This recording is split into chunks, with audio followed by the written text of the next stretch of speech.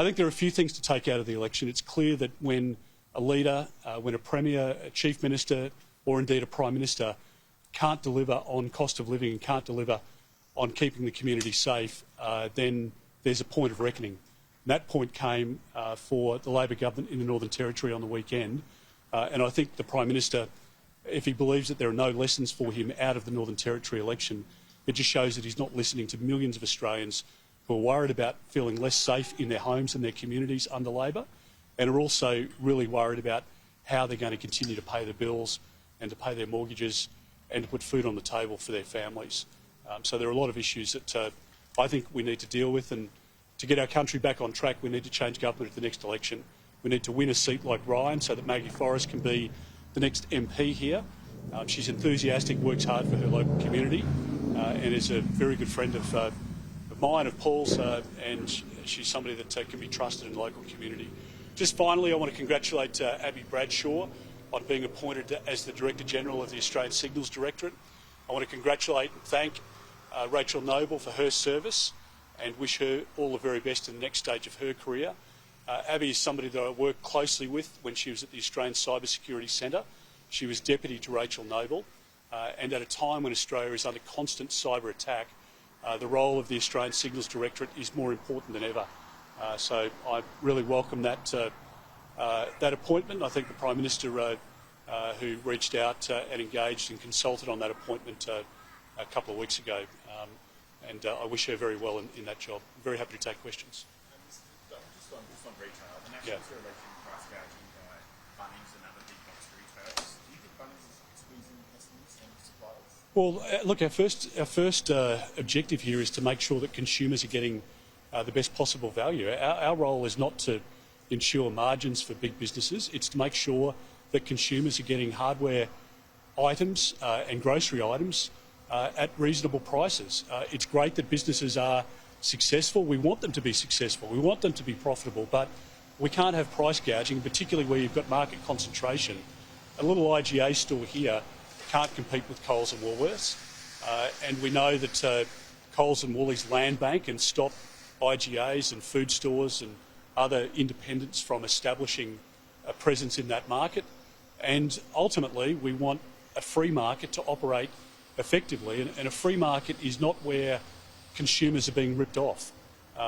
We want to make sure that, particularly where Bunnings has a more significant presence than it ever has, where Mitre 10 is probably the biggest competitor, but you know the margin between Mitre 10 and Home Hardware and others and Bunnings is astronomical. So it's right that we want the best outcome for consumers, and we've been very clear about that. Should Bunnings and these other big box retailers be included in the grocery code, the food and grocery code? Well, obviously there's a Senate inquiry that will look at these matters, but I want the best for consumers. At the moment, consumers are paying 11% more for food. They're paying 25% more for gas. They've had 12 interest rate increases under this Prime Minister. The Prime Minister promised to reduce electricity prices by $275, and power prices now have gone up by $1,000. So I want the best outcome for consumers.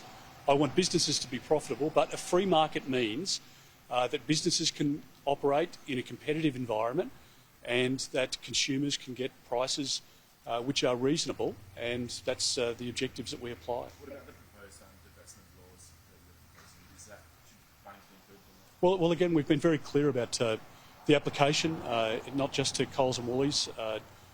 We want to see more competition in the marketplace, because if you have a duopoly or a monopoly arrangement, then consumers ultimately aren't getting the best out of a free market. And the Liberal Party, the coalition, stands very strongly for a free market, and we've been clear not just in relation to Coles and Woolies but also Bunnings as well, and I think that is something that would be welcomed by the Australian public.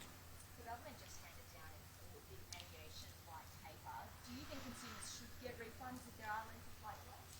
Well, look, a couple of points here. Firstly, it's late, which is not surprising, because I just don't think the government's had its eye on the ball when it comes to airfares.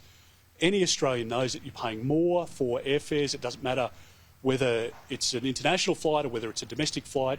I was up in the Northern Territory recently, in Mount Isa recently. One of the first complaints you get from consumers and from people who live in regional areas is that they feel they're being gouged on price. We need to be careful because Bonza now has gone out of the market, and if Rex can re-establish itself, we can get better competition in the marketplace. But don't forget the friendship, the very close friendship between Alan Joyce and Anthony Albanese, which reduced competition ultimately with the decision around Qatar. We want to make sure that we've got a viable airline industry. We're a market of only 25, 26 million people.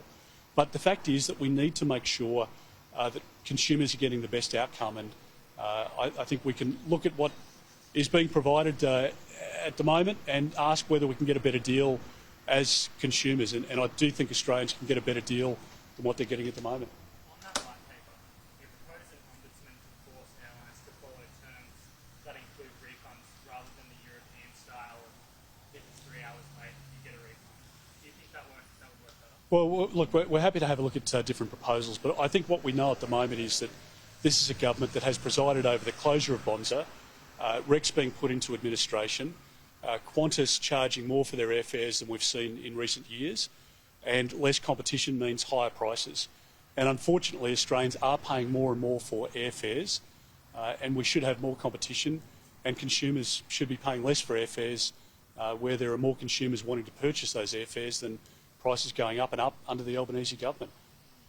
There's been 2 earthquakes in New South Wales near where you're proposing to build some nuclear power plants. Yeah. How do you know it'll be safe? Well, firstly, because we've said that we will appoint an expert panel to look at all of the different aspects, the engineering aspects and the suitability for particular sites. We've chosen end-of-use coal-fired power stations because you can distribute to the existing network through the poles and wires. So you don't need 28,000 kilometres of new poles and wires going across national parks, across productive farming land, and ultimately just driving up the price of electricity. The cost of electricity has gone through the roof under this government, and now the electricity ombudsman is warning that we're going to see disruption. That is blackouts and brownouts under Labor, which I just don't think any family or business can afford to have that disruption to their lifestyle. What we know of nuclear power is that it is a very safe technology. The activity that we've seen in Newcastle, in the Hunter region and elsewhere around the world, it is a safe technology. And it would have dealt very adequately with the recent tremors that we've seen. I thought the fact that Labor was out there trying to make political capital at a time when people were, experiencing the tremors was a disgrace, frankly. But the Labor Party's always given to running scare campaigns, and I just don't think people fall for it. People look at what's happening with nuclear around the world. 19 of the 20 biggest economies have adopted nuclear or have signed up to it. They've done it because it's safe. It's zero emissions, it can deliver cheaper electricity, and it's a constant source of 24/7 power. Our economy will tank if we don't have 24/7 power, and it is needed to firm up renewables because, as we know, on a day like today, we get a great yield out of solar panels.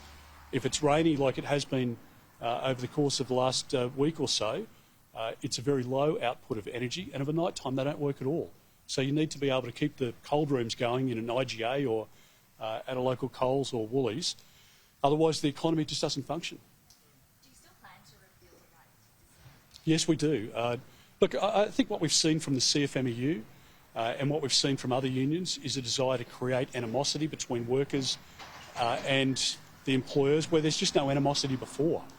So I hope that we can see a real consideration of the Australian economy. At the moment, Labor is slowly destroying the Australian economy. Costs are up for everything. We're talking about electricity blackouts. Insurance premiums have gone through the roof.